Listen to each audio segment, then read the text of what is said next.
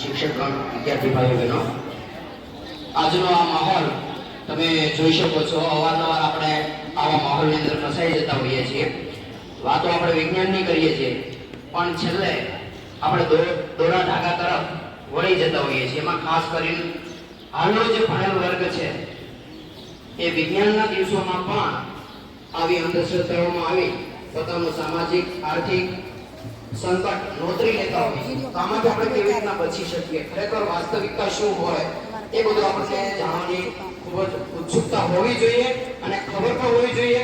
અને ભવિષ્યમાં આપણી સાથે આવું કોઈ ઘટના ન બની જાય એના માટે આપણે સજાગ પણ હોવા જોઈએ. તો અહીંયા થોડીક આપણે રમૂજ સાથે વિજ્ઞાનને લગતી વાતો કરીશું અને થોડીક અંધશ્રદ્ધાઓ હોય તો એ કઈ રીતનું કામ કરતી હોય એમના વિશે પણ આપણે વાત કરીશું. તો આપ સૌ શાંતિથી સાંભળજો અને ઉછા નીચા ન થતા એટલા માટે મેં ટેબલ ઊંચું. આ બધું થતું હોય ત્યારે માહોલ કંઈક અલગ જ હોય. ત્યારે આપણે ન માનતા હોવા છતાં પણ આપણે માની જઈએ છીએ કે હા આવું થશે અને આવું થતું હોય જ. આમ જ થાય. વિજ્ઞાન તો ખોટું, ડોક્ટર ખોટા, ભૂત ભૂવા આછા, બરાબર ને? પછી બાયો ભૂરા છોડવા લાગે હું કરતું હોય મજા આવે છે. તો એવો જ માહોલ થોડોક અહીંયા આપણી વચ્ચે જોગી પણ બનેલા છે અને ભૂત ભૂવા પણ છે. તો આપણે થોડીક વાર જોઈએ ને ત્યારબાદ આપણે સાયન્સનો પ્રયોગ જોઈએ. Thank you.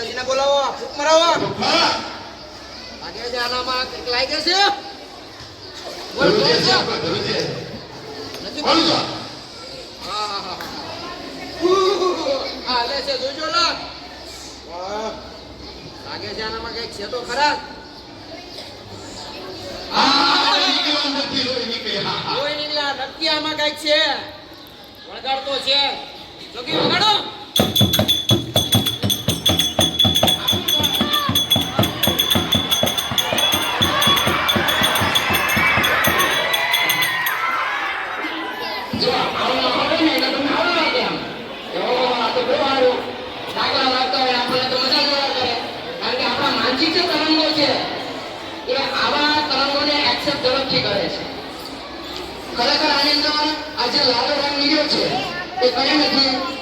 આની અંદર આપણે ઘણી બધા દવાઓ છે, વેજીટેબલ છે, એની અંદર દવાઓ નાખવા માટે ઇન્જેક્શન મારતા હોય. એમ આની અંદર મેં કંકુનું ઇન્જેક્શન મારી દીધું.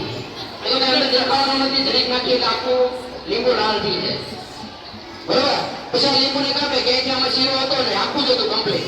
પણ પછી મેં કાપ્યું એટલે અંદરથી લાલ નીકળ્યો. એટલે એમ કે આ તો લાલ થઈ ગયું, નક્કી આમાં કંઈક હોવું જોઈએ ને આપણને વિશ્વાસ બેસાડી દે કે હા આવું જ હોય. અને પછી આપણે હરિયું એટલા બરાબર 5 લાવવાનું, 10 લાવવાનું, 15 લાવવાનું, ફળાણું લાવવાનું, 100 ગ્રામ સોનું જોશે. એક માતાજીએ તો હમણાં આ રિયલ ઘટના બનેલી 1 કિલો સોનું માંગ્યું. વિચાર કરો તમે, 1 કિલો સોનું હોય એટલે 1 કિલો સોનાની કિંમત તમે જોઈ, 10 ગ્રામની કિંમત બોલો. 1 કિલો સોનું માંગ્યું આવા ધતિંગ કરવા માટે. તો આવામાં આપણે ફસાવાનું નહીં, આની પાછળનો સાયન્સ જોવાનો. ચાલો, હજી એમ લાગે છે કે આનામાંથી ભૂત નીકળ્યું નથી. આ ભૂત જોરદાર છે, મસાલામાંથી આવેલું છે. પેલા નંબરનું જેને ઓલા કે અઘરું ભૂત છે. બરોબર છો કે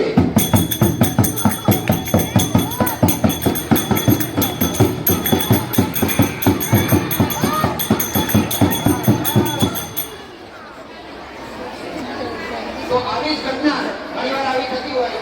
હવે આ ભૂતને આપણે કાઢવું પડશે. ભૂતને કાઢવું એટલે બાળવું પડે આપણે. હમણાં કે આ પ્રયાગરાજ કે શ્રીફળ અને આ ગંગાજળ લાવો છું. ગમે એવા ભૂત હોય આ પવિત્ર જળ નાખીએ એટલે એનો કલર ભૂત નીકળી જાય. આપણે આ કાઢી નાખવાનું છે, બરાબર ને? અને પછી જો માતાજી આપણને આ સાચી છે કે આમાં જે ભૂત નીકળી ગયું તો આની અંદરથી કંઈક આપણને પરસો પૂછે આપણે જોઈશું શું પરસો આપે છે તો અંદરથી કઈ નીકળે છે કે નહીં જોવું છે આપણે હો આ જેને વળી ગયેલું એની ઉપરથી ઉતારી લીધું છે હો ઉતારી લીધું છે આપણે ઉતારી લીધું તો ગંગાજળ થી નાખે છે હવે હાલે હા નક્કી આ ભૂત ગયું હવે નક્કી નક્કી ગયો ગયો ગયો ઉપર ગયો ગયો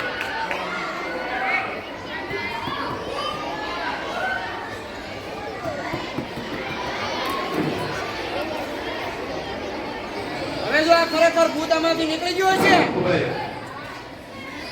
ખરેખર ભૂત જોમાંથી નીકળી ગયો હોય તો એ મારી માં એ શોષક ચોકડી તો પરસો પૂરે રામાયણથી કઈક નીકળે હો ભાઈ તો મને એ માતાજી અરે માતાજી માતાજી ખમણા મારી હા ખમા હા અંદરથી ડુંગળી નીકળી માતાજીની ડુંગળી